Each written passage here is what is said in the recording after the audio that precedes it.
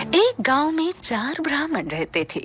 उनमें से 3 ब्राह्मणों ने अनोखी विद्याएं सीख रखी थी, जबकि एक को कुछ खास नहीं पता था। इसी वजह से बाकी तीनों उसे अज्ञानी और निरा मूर्ख समझते थे।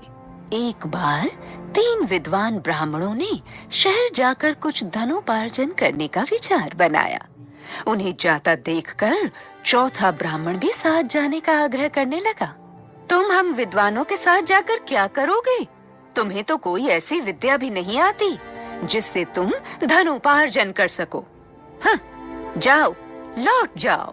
तीनों ने उसे लगभग डांटते हुए कहा। मैं तुम लोगों के काम कर दिया करूंगा, कृपया मुझे ले चलो। चौथा ब्राह्मण आग्रह करते हुए बोला। काम कराने की लालच में सभी उसकी बात मान गए और वो भी साथ साथ चल पड़ा। शहर जाते वक्त रास्ते में एक घना जंगल पड़ा।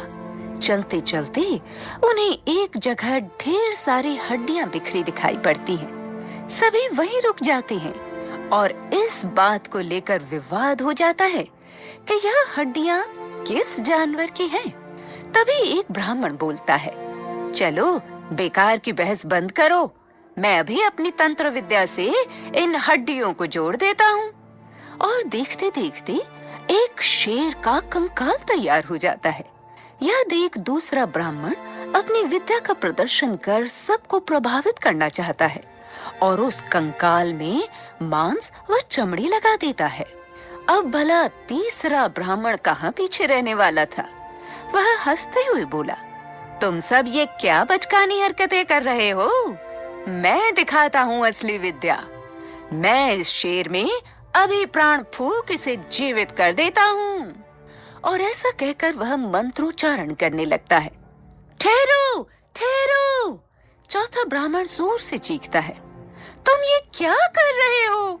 अगर ये शेर जीवित हो गया तो अभी वो अपनी बात पूरी भी नहीं कर पाता है कि मंत्रोच्चारण कर रहा ब्राह्मण उस पर गरज पड़ता है।